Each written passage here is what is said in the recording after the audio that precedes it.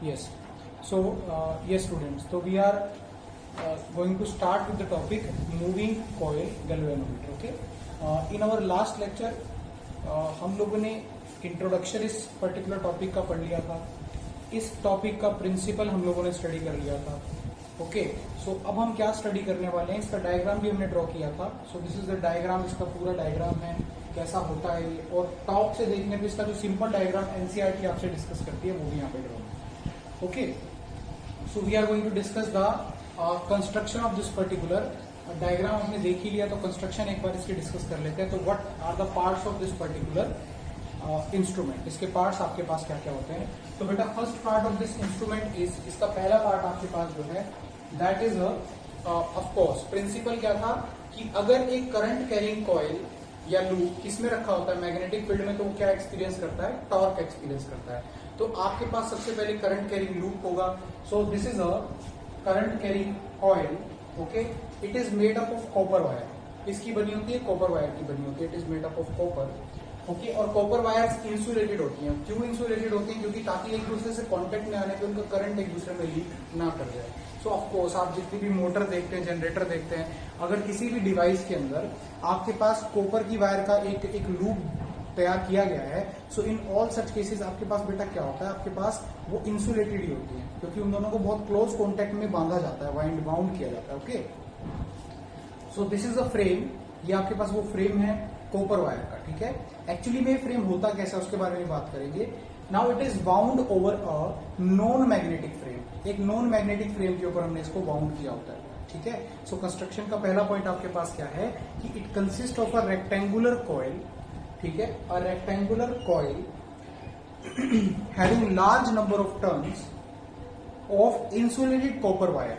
Insulated copper wire wound over a non-magnetic, okay, wound over a non-magnetic material frame.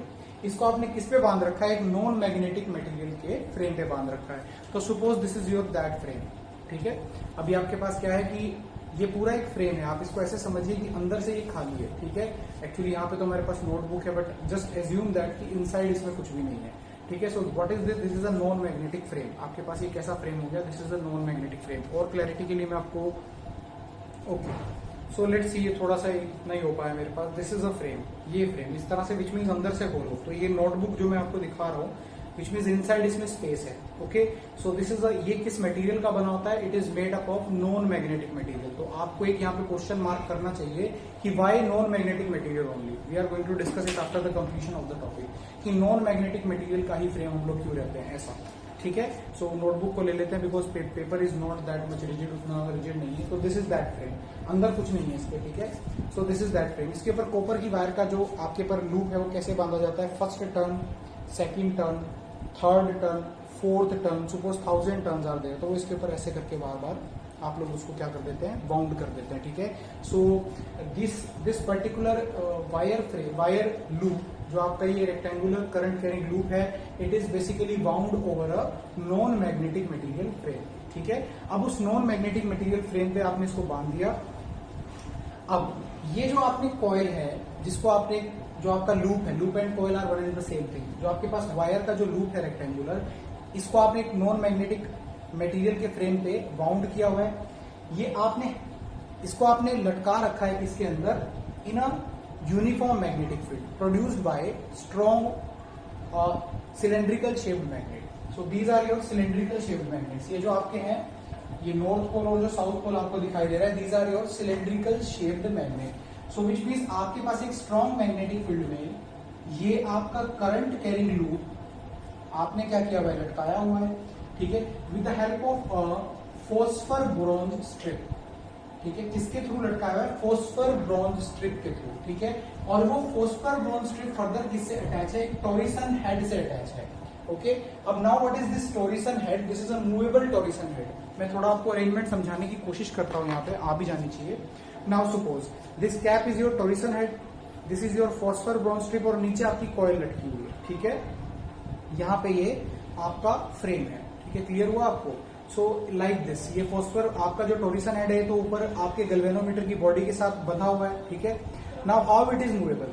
Now suppose जब ये move करेगा ये आपका frame torque लगने की वजह से, क्योंकि करंट कैरिंग लूप जो है जब आप उसे मैग्नेटिक फील्ड में रखते हैं तो उस पर क्या लगता है, टॉर्क लगता है, जिसकी वजह से उसमें मोशन प्रोड्यूस होता है, ठीक है, ओके, रोटेशनल मोशन। तो विच मीन जब ये रोटेट करेगी टॉर्क लगने की वजह से, सो अलॉन्ग विद दैट ये फॉस्फर ब्रॉन्ज स्ट्रिप भी रोटेट करेगा, और जिसके साथ साथ ये टॉरिसन हेड भी क्या करेगा, रोटेट करेगा, आप देख सकते हैं। So this is the meaning of movable torsion head, movable torsion head, got it. तो इस तरह से ये ऊपर रोटेट करने की फैसिलिटी इसमें होती है, विच मीन्स आपका ये जो टॉरिसन हेड है वो इस तरह से रोटेट करता है, ठीक है, विच मीन्स वहां पे फ्लेक्सिबिलिटी होती है, बहुत ज्यादा ऑयलिंग की होती है, फ्रिक्शन ना लगे ताकि, ठीक है, ताकि ये इजीली रोटेट कर सके, स्मूथली रोटेट कर सके। तो विच मीन्स जब कॉइल रोटेट करेगी नीचे, उसके साथ साथ ये फॉस्फर ब्रॉन्ज स्ट्रिप रोटेट करेगी, और फॉस्फर ब्रॉन्ज स्ट्रिप के साथ साथ आपका क्या रोटेट करेगा, ये torsion head is going to move, आपका टॉरिसन हेड भी क्या करेगा, मूव करेगा। So this is quite easy, बहुत ज्यादा आसान है, इसमें मुश्किल कुछ भी नहीं है, ठीक है। एंड आफ्टर दैट, तो let us discuss the first 2 points.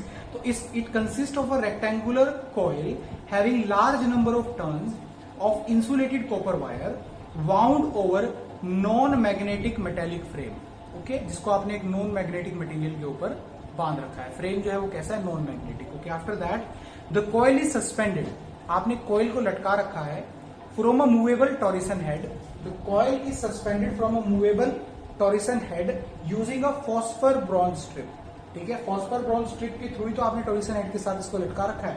So this is a movable torsion head and coil is suspended to this movable torsion head using a phosphor bronze strip, phosphor bronze strip के through लटका रखा है। अब ये phosphor bronze strip ही की use की है, इसका भी एक बड़ा इंपॉर्टेंट रोल है।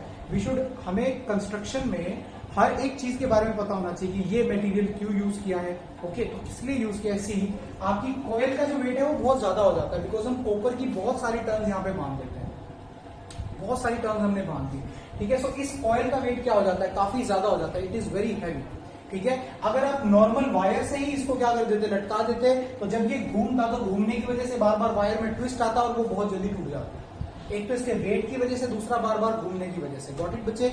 मोरोवर आपका जो ऊपर टॉरिसन हेड है वो क्या कर रहा है, घूमने की फैसिलिटी अवेलेबल करवा रहा है, बट एक बार तो ट्विस्ट इस मटेरियल को भी हैंडल करना पड़ेगा ना। जब आपकी कॉइल क्या करेगी, टर्न करेगी, तो सबसे पहले वो जो टॉर्क है वो इसके पास होगा, तो इसको ट्विस्ट करेगा, उसके आगे आपका एज अ रिएक्शन ये भी ट्विस्ट होगा, ठीक है। सो फॉस्फर ब्रॉन्ज स्ट्रिप एक ऐसा मटेरियल होता है जिसका आपका यंग्स मॉडुलस काफी ज्यादा रहता है, which means load bearing capacity काफी ज्यादा होती है, टूटता नहीं है लोड के अंदर। तो दैट्स वाई काफी लंबे समय तक अगर आप अपने गैल्वेनोमीटर को लैब में पढ़ा रहता है 10-10 साल, तो 10-10 साल तक आपकी वो कॉइल इसके ऊपर लटकी रहती है, because of rigidity of this particular material, the strength of this particular material, आपका ये टूट के नीचे डिटैच नहीं होता। अदरवाइज क्या होगा, आप नॉर्मल कॉपर की वायर से लटका दो, वो कॉपर की वायर आपकी क्या करेगी, रस्टिंग की वजह से और बहुत सारे लोड की वजह से वो पतली होती चली जाएगी, and after some time, after 2 or 3 months it will break, ठीक है। So that's why this phosphor bronze strip is used, because phosphor bronze strip is having a capacity to handle, to hold a heavy load, एक heavy load को handle करने की इसकी capacity रहती है। तो दैट्स व्हाई हमने क्या यूज किया है, फॉस्फर ब्रॉन्ज स्ट्रिप यहाँ पे यूज कर रखी है, ओके बेटा, okay. So now after that आपके पास ये हो गया, ठीक है। और हमने इस कॉइल को रखा किसमें हुआ है, आपके सिलेंड्रिकल मैग्नेट्स हमने यूज किए हैं। So this coil is suspended to a torsion head using a phosphor bronze strip and is suspended in a strong uniform magnetic field produced by cylindrical magnets. Magnets की shape कैसी है, cylindrical, आप देख भी सकते हैं। टॉप व्यू से north pole और साउथ पोल दोनों मिला के कैसा मैग्नेट फॉर्म कर रहे हैं, सिलेंड्रिकल। तो यहाँ पे क्वेश्चन बड़ा इंपॉर्टेंट निकल के आता है कि why cylindrical magnet is use, कि सिलेंड्रिकल मैग्नेट ही हमने क्यों यूज किया। We are going to answer that also. आपको यहाँ फिगर के साथ में लिख देना चाहिए कि वाई, ताकि आप दोबारा जब रिवीजन कर रहे हैं so you should be able to answer it, कि why cylindrical magnets are use. हम इन्हें क्यों यूज करते हैं, बिकॉज ये आपके पास एग्जाम में बहुत फ्रीक्वेंटली पूछे जाने वाला क्वेश्चन है। आफ्टर दैट आपके पास क्या आता है, आपके पास लोअर एंड पे एक स्प्रिंग अटैच्ड है, आप देख सकते हैं, there is a hair spring, ठीक है, इस तरह से, ठीक है, जैसा वो क्लचर में होता है, क्लचर के अंदर जो क्लिप लगती है बालों में, उसके अंदर आपने देखा होगा पीछे एक स्प्रिंग होता है, बिल्कुल उसी तरह का, ठीक है। अब ये किस मटेरियल का बना हुआ है, it is made up of quartz, या तो क्वार्ट्ज का बना होता है या फिर फॉस्फर ब्रॉन्ज का बना होता है, या तो क्वार्ट्ज का या फिर फॉस्फर ब्रॉन्ज का। Again same reason is there, जब ये घूमेगी तो ये बार बार इसके अंदर क्या प्रोड्यूस होगी, आपके स्प्रिंग के अंदर टेंशन प्रोड्यूस होगी, ठीक है, उस टेंशन की वजह से कभी ये टाइट होगा कभी लूज होगा, तो विच मीन्स इसके अंदर बार बार ट्विस्ट आएगा। अगर ये एक स्ट्रॉन्ग मटेरियल का नहीं बना हुआ तो after some time of repeated usage ये टूट जाएगा आपका, ठीक है, बिकॉज इसकी जो स्ट्रेंथ है वो लूज हो चुकी होगी, विच मीन्स ये अपनी जो इलास्टिक स्ट्रेंथ है उसको कुछ टाइम के बाद क्या कर देगा, लूज कर देगा, अगर एक बेकार से मटेरियल का बना हुआ है। दैट्स वाई या तो क्वार्ट्ज का बनाते हैं या फिर किसका बनाते हैं, फॉस्फर ब्रोंज का, ओके, बिकॉज उनकी जो इलास्टिक प्रॉपर्टीज होती हैं दे आर वेरी फाइन, और जिस वजह से वो लंबे समय तक सेम आपका जो रिस्टोरिंग टॉर्क है वो प्रोवाइड कर सकते हैं। हम पढ़ेंगे आगे जाके कैसे रिस्टोरिंग टॉर्क के बारे में बातचीत करेगा, गॉट इट बच्चे?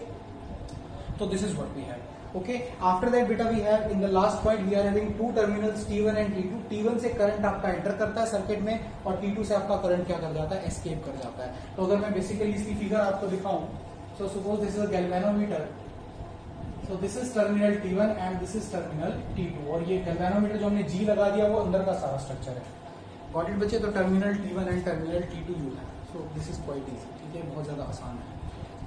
सो it should be clear too, ये सारा this was all about construction, ये सारा का सारा कंस्ट्रक्शन हो गया। Okay, now moving on to the important part. इसके दो बहुत इंपॉर्टेंट पार्ट हैं कि सॉफ्ट आयरन कोर को बीच में क्यों प्लेस किया गया है। सॉफ्ट आयरन कोर रखी जाती है बेटा, सिलेंड्रिकल शेप की सॉफ्ट आयरन कोर है जो आपका नॉन मैग्नेटिक मटेरियल का फ्रेम है जिसपे आपने वायर को बांध रखा है, उसके बीच में कांटेक्ट में नहीं होती इनके साथ, उसके बीच में एक सॉफ्ट आयरन कोर है, स्टेशनरी होती है, रखी होती है, उसके चारों तरफ आपका ये फ्रेम घूमता है टॉर्क लगने की वजह से। Now what is the role of this particular material, इसका क्या रोल है, ठीक है, and cylindrical shape of the magnets का क्या रोल है। तो अब हम वो क्वेश्चन थोड़ा सा डिस्कस करते हैं। So we should write down the question whenever you are watching the video. आपको ऐसे ही बैठना चाहिए जैसे आप क्लास में बैठे हैं, ठीक है, you should have a notebook, आप उसमें लिख रहे हो तो उसी में मजा आता है, ठीक है, चाहे आप रिवीजन भी कर रहे हैं, इवन इन दैट केस आपके पास नोटबुक होनी चाहिए, ठीक है। सामने वाला आपसे बात कर रहा है, आप एलईडी में लगाइए सिंपल पेन ड्राइव को वीडियो डालने के बाद, एंड उसके बाद आराम से एलईडी के सामने बैठ के आप ये सब कुछ डिस्कशन करिए। एंड डिस्कशन में आपका पार्टिसिपेशन एक्टिव तब होता है जब आप लिख रहे होते हैं साथ में, ठीक है, बिकॉज आप ज्यादा इन्वॉल्व होते हैं। Okay, so now what is the question, आपके पास इंपॉर्टेंट क्वेश्चन क्या है कि why shape of the magnets is cylindrical. आपके पास shape of the magnets cylindrical क्यों होता है, तो फर्स्ट ऑफ ऑल वो डिस्कस करते हैं। ओके, तो चलिए हम लोग अगर shape of the cylindrical magnets जो है सिलेंड्रिकल क्यों होता है उसके बारे में अगर हम बात करें तो अभी जब इसकी मैथमेटिकल थ्योरी डिस्कस करेंगे तब भी ये समझ में आएगा। फिलहाल मैं आपको बताता हूँ ये किस तरह की मैग्नेटिक फील्ड प्रोड्यूस करते हैं। बेटा मैग्नेटिक फील्ड लाइंस की प्रॉपर्टी होती है कि वो मैग्नेट के पोल से परपेंडिकुलर ही निकलती हैं। ओके, परपेंडिकुलर ही क्या करती हैं, टर्मिनेट करती हैं। Okay, they leave from the magnet's pole perpendicularly and terminate perpendicularly also। okay, so which means आपके पास suppose coil आपकी इस ओरिएंटेशन में है, ठीक है, तो ये आपकी मैग्नेटिक फील्ड लाइंस हो जाएंगी। ओके, अगर आप इस ओरिएंटेशन में है तो these are magnetic field lines, अगर इस ओरिएंटेशन में है तो these are your magnetic field lines, इसमें है तो these are your magnetic field lines, इसमें है तो these are your magnetic field lines, और अगर इसके अंदर है तो these are your magnetic field lines. थोड़ा इधर अगर आपकी ओरिएंटेशन है तो this will be your magnetic field line, अगर आप इस तरफ है तो this is going to be your magnetic field line. Okay, so this is called as radial magnetic field. इसको क्या बोलते हैं हम लोग, रेडियल मैग्नेटिक फील्ड। तो why your cylindrical shaped magnet is used, because cylindrical shaped magnet produces radial magnetic field. अब उसका significance क्या है वो भी हम पढ़ेंगे। हमको फिलहाल ये लिख देना चाहिए कि cylindrical shaped magnets basically produce what the cylindrical poles are producing, they are producing radial magnetic field. The cylindrical north and south pole of the given magnet are producing radial magnetic field. Okay, now what does radial means, that is at each and every position, अगर आप कहीं पे भी किसी भी orientation पे आपने अपनी कॉइल को रख रखा है, करंट कैरिंग कॉइल को, तो आपके पास उस कॉइल के प्लेन के थ्रू मैग्नेटिक फील्ड लाइन पास करेगी, ठीक है। तो रेडियल मैग्नेटिक फील्ड का मीनिंग ये है, उसको थोड़ा और डिस्कस करेंगे।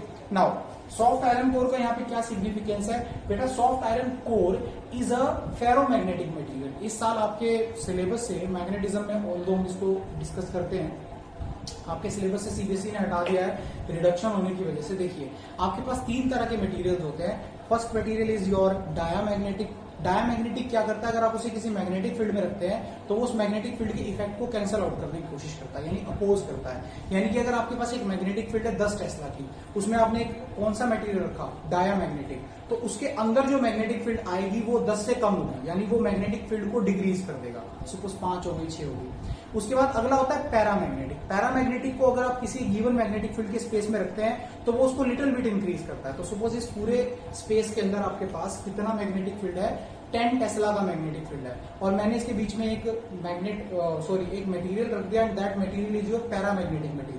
ओके, तो उस पैरामैग्नेटिक मटेरियल में क्या होगा, आपकी मैग्नेटिक फील्ड क्या होगी, 12 टेस्ला, 13 टेस्ला, विच मीन्स जितनी पहले थी जब वो मैग्नेटिक मटेरियल वहां पे प्रेजेंट नहीं था तब 10 टेस्ला थी उस पर्टिकुलर स्पेस के अंदर मैग्नेटिक फील्ड प्रेजेंट। जैसे ही आपने वहां पे उस किसको रख दिया, मैग्नेटिक मटेरियल को वहां पे रख दिया, पैरामैग्नेटिक को, तो मैग्नेटिक फील्ड को उसने थोड़ा सा इंक्रीज कर दिया।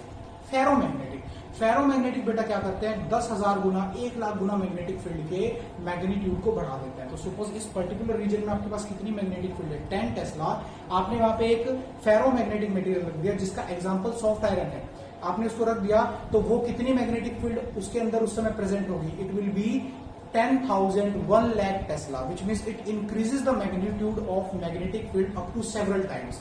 मैग्नेटिक फील्ड के मैग्नीट्यूड को बहुत गुना क्या कर देता है, आपका फेरोमैग्नेटिक मटेरियल बढ़ा देता है। तो विच मीन्स ये जो आपके मैग्नेट के पोल्स मैग्नेटिक फील्ड प्रोड्यूस कर रहे हैं, ये फेरोमैग्नेटिक मटेरियल जो आपका सॉफ्ट आयरन कोर है वो उसके मैग्नीट्यूड को कई गुना क्या कर देगा, इंक्रीज कर देगा, जिससे टॉर्क जो है वो बहुत ज्यादा लगनी स्टार्ट हो जाएगी और आपका फ्रेम काफी ज्यादा इफेक्टिवली रोटेट करना स्टार्ट कर देगा जब उसके अंदर से करंट पास करेगा।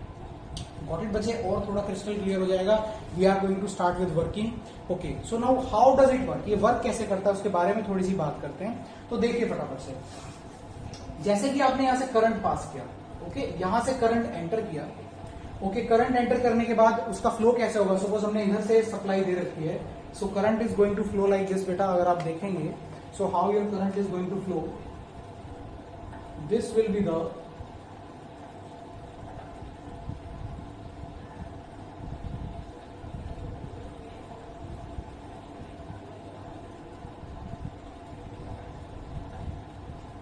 So this is going to be the flow of current, बड़ा इजी है। अब ये किसका एग्जांपल हो गया, इसकी मैग्नेटिक मूवमेंट जरा चेक करना, it has got magnetic movement, बिल्कुल है, ओके, और मैग्नेटिक फील्ड भी प्रेजेंट है, और आपको पता है एम क्रॉस बी किसके बराबर होता है, it is equal to what, M cross B gives you torque. तो विच मींस ये क्या एक्सपीरियंस करेगी, टॉर्क। अगर इसी पर्टिकुलर ओरिएंटेशन में देखें तो कैसा टॉर्क इस पे लगेगा, देखिए एम आपकी तरफ आ रहा है और बी इस तरफ जा रहा है, from north to south pole, तो बी का डायरेक्शन इधर हो गया और एम का डायरेक्शन आपकी तरफ हो गया। सो लेट्स सी एम का डायरेक्शन आपकी तरफ कैसे आया। सो फर्स्ट उसको देख लेते हैं। सो सी बेटा, now this is your, what is this, this is your M and magnetic field north to south है, तो दिस इज योर बी। तो what is M cross B, M cross B, तो which means क्या होगा, इस तरह का rotation produce हो जाएगा, तो विच मीन्स ये कोयल टॉर्क की वजह से ऐसे मूव करना स्टार्ट कर देगा, रोटेट करना स्टार्ट कर देगा। इस कोयल के साथ एक पॉइंटर अटैच है, ये रहा, जब ये कॉइल रोटेट करनी स्टार्ट करेगी करंट के इफेक्ट में, तो एक पॉइंटर भी मूव करना स्टार्ट कर देगा। अब अगर हम ये प्रूव कर दें कि जितने एंगल से ये पॉइंटर मूव किया है वो करंट के प्रोपोर्शनल है, तो हम ये प्रूव कर सकते हैं कि आपका गैल्वेनोमीटर क्या रीड कर रहा है, basically it is reading the value of current. तो लेट्स सी, वो भी करते हैं, देखिए फटाफट से। नाउ थोड़ा सा इसका एक डायग्राम ड्रॉ करते हैं।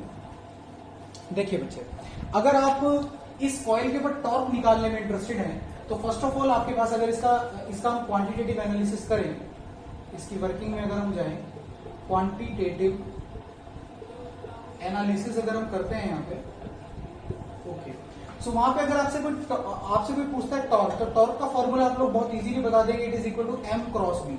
बहुत इजी सी बात है। इस कॉइल पे लगने वाला टॉर्क मैग्नेटिक फील्ड के अंदर जब इसमें करंट फ्लो कर रहा है किसके बराबर हो जाएगा, it is equal to M cross B. Okay, so now what is value of M, first of all M की वैल्यू आपको पता है किसके बराबर होती है, नंबर ऑफ टर्न्स इनटू में करंट इनटू में एरिया ऑफ द कॉइल।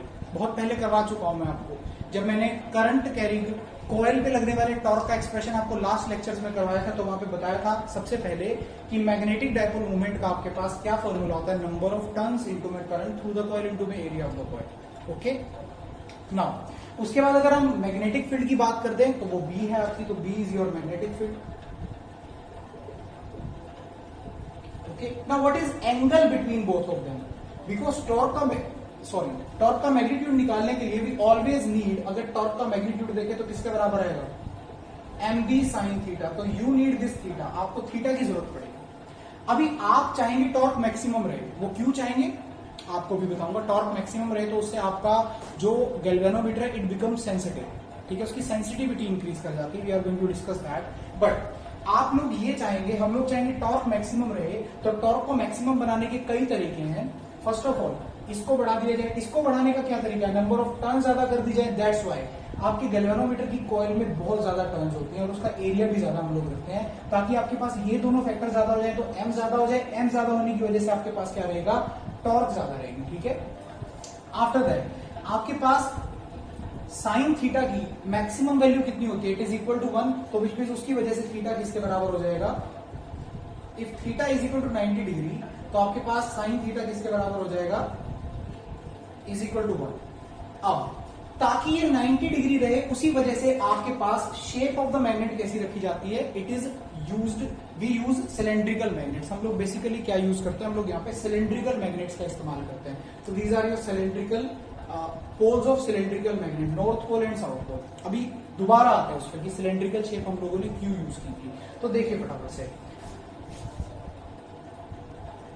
हाँ जी, सो सी बच्चे, अब सपोज बेटा मैं आपको एक सिंपल से एग्जांपल से ये क्लियर करता हूं।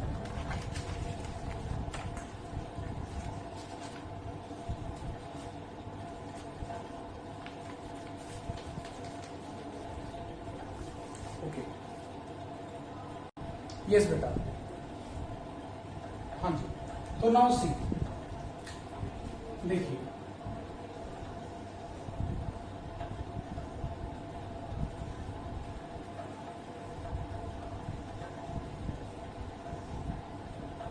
ठीक है।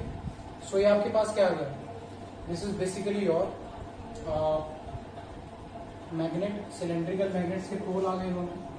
मैग्नेटिक फील्ड लाइंस हमेशा कैसे इमर्ज करती हैं, परपेंडिकुलरली फ्रॉम नॉर्थ पोल, और टर्मिनेट भी कैसे करती हैं, perpendicular to the south pole, ठीक है। सो अब देखते हैं किस तरह से काम करेगा। सो देखिए, सपोज एट एनी इंस्टेंट आपकी कॉइल जो है वो सॉफ्ट आयरन कोर के अबाउट घूम रही होती है, वो भी आपकी सिलेंड्रिकल शेप का है,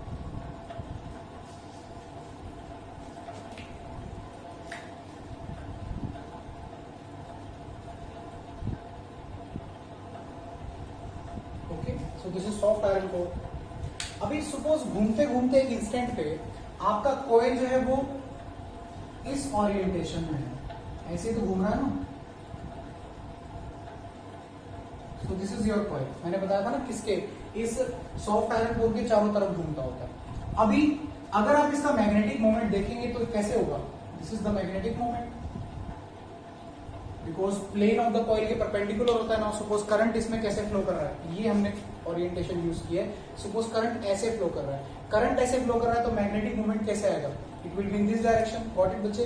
तो मैग्नेटिक मूवमेंट, करंट ऐसे जा रहा है इसके अंदर, तो which means magnetic movement will be in this direction, ऐसे होगा इसके अंदर, ओके।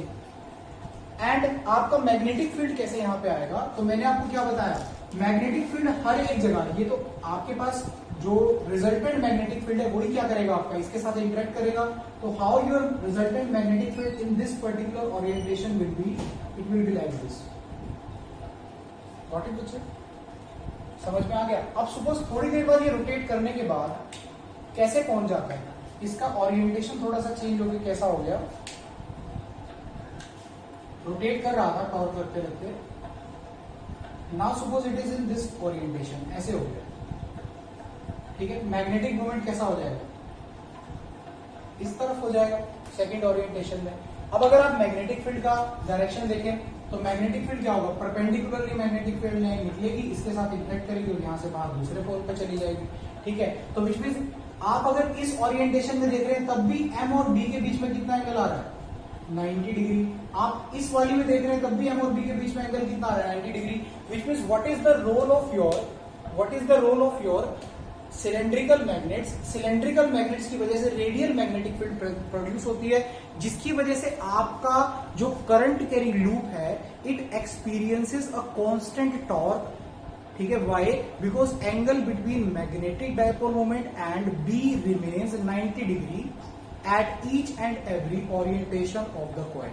कॉइल किसी भी ओरिएंटेशन में हो, उसके मैग्नेटिक मोमेंट और मैग्नेटिक फील्ड जो मैग्नेट्स के साथ, मैग्नेट्स की वजह से क्रिएट हो रही है, दोनों के बीच में एंगल हर एक ओरिएंटेशन पे कैसा रहेगा, it is going to be what, it is going to be 90 degree. तो देखिए प्लीज, देखिए अभी इस ओरिएंटेशन में तो मैग्नेटिक फील्ड लाइन ये आई और ये इधर ये होगी, और मैग्नेटिक डायपोल मोमेंट कैसे रहेगा, करंट ऐसे फ्लो कर रहा है इस तरफ, ठीक है, तो मैग्नेटिक डायपोल मोमेंट और मैग्नेटिक फील्ड पे कितना एंगल हो गया, 90 डिग्री, घूम के ऐसे चली जाएगी। तो मैं इसका ना, देखिए सपोज इसमें करंट ऐसे फ्लो कर रहा है, मान लीजिए इन दिस डायरेक्शन ऐसे, तो मैग्नेटिक मोमेंट कैसा आएगा, ये वाला। तो मैं मैग्नेटिक मोमेंट के लिए सपोज यहाँ पे रेड मार्कर यूज कर रहा हूँ, सो दिस इज मैग्नेटिक मोमेंट, ठीक है। सो सी बेटा, ये ब्लैक लाइंस आपकी क्या शो कर रही है, this black lines are showing the magnetic field. So see बच्चे, आपके पास इस ओरिएंटेशन में अगर ये कॉइल है, सी इस ओरिएंटेशन में अगर कॉइल है, ये जो आपका ये वाला मार्कर है, okay, so coil is in this orientation, तो ये मैग्नेटिक मोमेंट हो गया, और मैग्नेटिक फील्ड कौन सा हो गया, ये यहां से मैग्नेटिक फील्ड लाइन एंटर करी, यहां से एस्केप कर गई, दोनों के बीच में कितना एंगल आ गया, 90 डिग्री। थोड़ा सा घूमने के बाद ऐसे चला गया, ठीक है, तब मैग्नेटिक फील्ड की डायरेक्शन क्या आ गई, ये, और ये क्या हो गया, मैग्नेटिक मोमेंट, अगेन एंगल कितना हो गया दोनों के बीच में, 90 डिग्री। उसके बाद टॉर्क लगने के बाद सपोज ऐसे हो गई, तो आपके पास मैग्नेटिक फील्ड ये हो गई और ये हो गया मैग्नेटिक मोमेंट, कितना एंगल हो गया दोनों के बीच में, 90 डिग्री।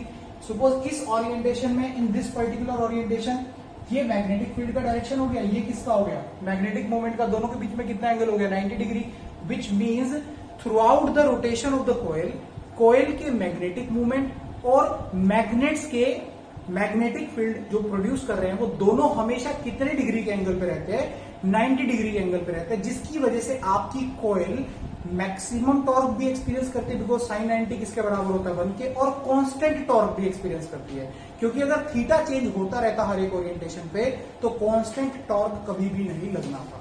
क्लियर हुआ आपको?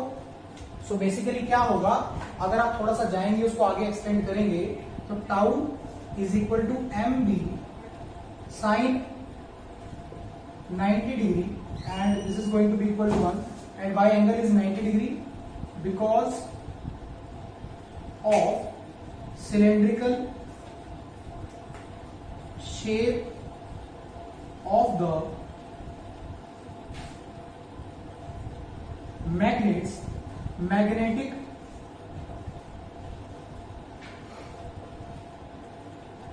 field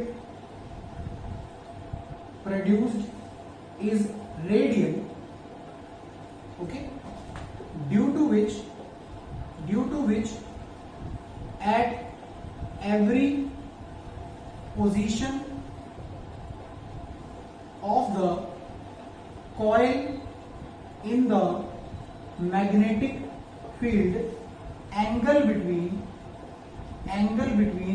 M and B is equal to 90 degree. M और B के बीच का एंगल कितना रहेगा, 90 डिग्री रहेगा। यानी कि आपके पास मैग्नेटिक फील्ड हमेशा कॉइल के प्लेन से पास कर रही होगी। जब कॉइल ऐसे रखी है तब भी कॉइल के प्लेन से पास कर रही है मैग्नेटिक फील्ड, जब कॉइल घूम के इधर आ गई तब भी मैग्नेटिक फील्ड किससे पास कर रही है, कॉइल के प्लेन से। तो आप किसी भी लोकेशन पे जब कॉइल का प्लेन और मैग्नेटिक फील्ड चेक करेंगे, तो मैग्नेटिक फील्ड जो है वो कॉइल के प्लेन से पास कर रही होगी, या फिर मैग्नेटिक मूवमेंट की क्या होगी, परपेंडिकुलर, क्योंकि कॉइल के प्लेन से मैग्नेटिक मूवमेंट क्या होता है, 90 डिग्री पे होता है। सो अगर ये आपको स्टिल क्लियर ना हो, तो मान लीजिए दिस इज योर कॉइल, ये आपके पास वो कॉइल है जो रोटेट कर रही है आपकी कॉपर वायर की बनी। जब इसमें से करंट पास करेगा, ठीक है, ये मैंने करंट का डायरेक्शन भी बनाया हुआ है, ठीक है, जब करंट पास करेगा ये लगेगी मैग्नेटिक मूवमेंट, सपोज इस ओरिएंटेशन में ये लगेगी magnetic movement, this is magnetic movement. अभी सपोज यहाँ पे सिलेंड्रिकल मैग्नेट्स है, ठीक है, तो अगर इस ओरिएंटेशन में देखें तो मैग्नेटिक फील्ड ऐसे पास कर रही होगी, गॉट इट बच्चे, सपोज वो नॉर्थ पोल है, ये साउथ पोल है मेरी तरफ, तो ऐसे पास कर रही होगी मैग्नेटिक फील्ड, गॉट इट बेटा। मैग्नेटिक फील्ड ऐसे पास कर रही होगी, मैग्नेटिक मूवमेंट ऐसे आ रही है, कितना एंगल हो गया दोनों के बीच में, 90 डिग्री।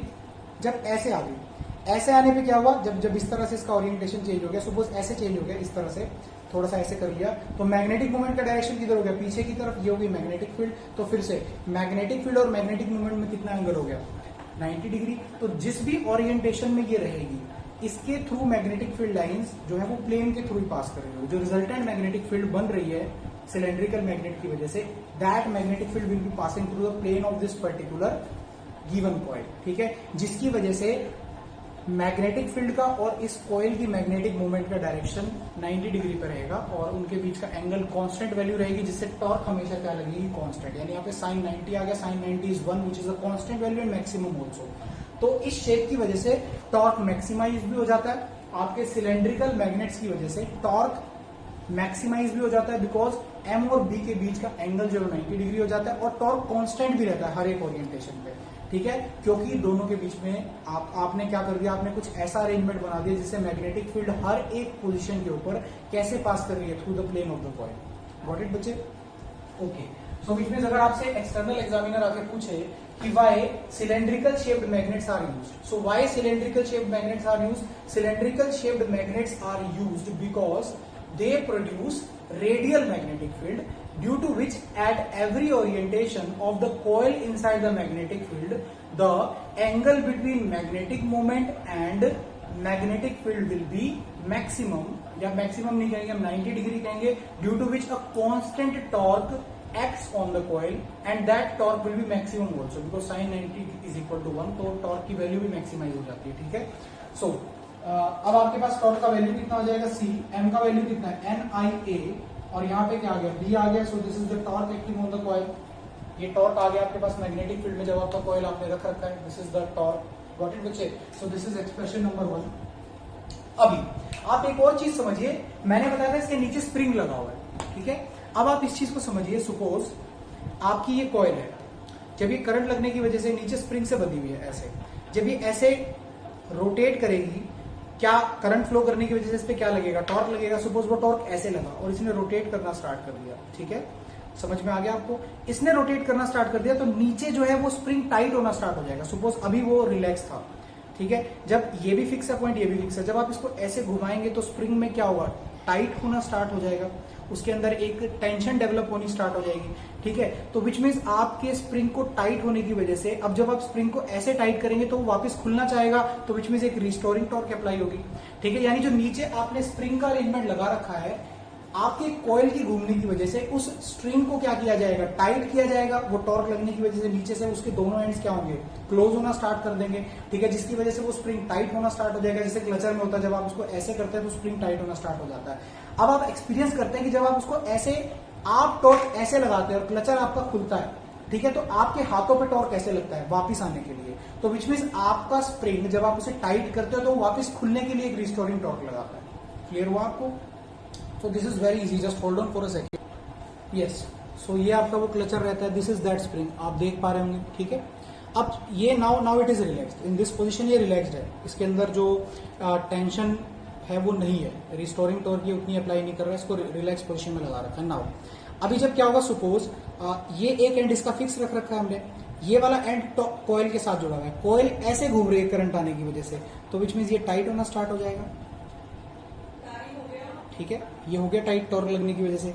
अब ये वापस क्या लगा रहा है, रिस्टोरिंग फोर्स, तो विच मीन्स ये टॉर्क अप्लाइड थी करंट कैरिंग कॉइल पे, मैग्नेटिक फील्ड ने जो अप्लाई की थी, और जो स्प्रिंग है वो टाइट होने की वजह से क्या करेगा, ऐसे रिस्टोरिंग फोर्स अप्लाई करेगा। जब ये दोनों टॉर्क, यानी ये वाली टॉर्क जो करंट कैरिंग लूप पे मैग्नेटिक फील्ड लगा रही है, जो हमने ये निकाली है, और जो ये रिस्टोरिंग फोर्स वापस खुलने के लिए लगा रहा है, टॉर्क जो वापस खुलने के लिए लगा रहा है, restoring torque I am saying, जो ये रिस्टोरिंग टॉर्क वापस खुलने के लिए लगा रहा है, जब वो दोनों आके बैलेंस हो जाएंगी, उस पॉइंट पे थोड़ी देर ऑसिलेट करने के बाद आपकी नीडल स्टॉप हो जाएगी और आप रीडिंग ले सकते हैं, ठीक है। देखिए अपने आप हो गए, ठीक है। तो जैसे ही आप करंट को क्या कर देंगे, टर्न, देखिए अभी तो ये क्या हुआ, देखिए अभी क्या हुआ, ये नॉर्मल पोजीशन थी, अभी करंट फ्लो किया कॉइल में, कॉइल पे टॉर्क लगना स्टार्ट हुआ, इधर की तरफ वो भागी, ठीक है। तो विच मीन्स ये देखिए ये स्प्रिंग आपका टाइट होना स्टार्ट हुआ। अब जैसे जैसे ये टाइट होगा, इसकी रिस्टोरिंग टॉर्क बढ़ेगी, तो धीरे धीरे इसकी टॉर्क को इसकी वापस लगने वाली रिस्टोरिंग टॉर्क ने बैलेंस कर दिया और निडल रुक गई, ओके। और आप रीडिंग ले लेंगे सामने से पॉइंटर की देख के, क्लियर हो गया आपको, ठीक है। सो जैसे ही आप वापस करंट को स्विच ऑफ करेंगे तो क्या होगा, ओके, आप देख सकते हैं रिस्टोरिंग टॉर्क की वजह से ये वापस क्या कर देगा, निडल को जीरो पे पहुंचा देगा। तो this is very very easy, okay. So which means बेटा क्या होगा आपके पास, अगर हम देखें तो एक स्प्रिंग का रिस्टोरिंग टॉर्क किसके बराबर होता है, जितना ट्विस्ट आपने उसमें प्रोड्यूस किया है। अगर 1D मोशन में देखें, अगर हम देखें लीनियर में, तो रिस्टोरिंग फोर्स होती है वो एक्स के प्रोपोर्शनल होती है, रिस्टोरिंग टॉर्क किसके प्रोपोर्शनल होती है, twist produced in the spring, तो किसके प्रोपोर्शनल होगी, थीटा के। कितना आ गया, ए थीटा।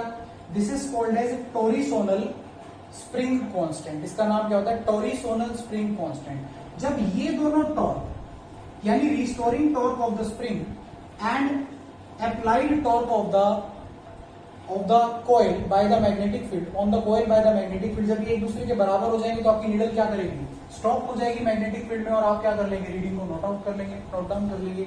तो विच मींस ये दोनों एक दूसरे के पास जब इक्विलिब्रियम में आपकी नीडल आ जाएगी, विच मींस जहां आप रीडिंग ले रहे हैं तो ये दोनों टॉर्क एक दूसरे के क्या होंगी, बराबर।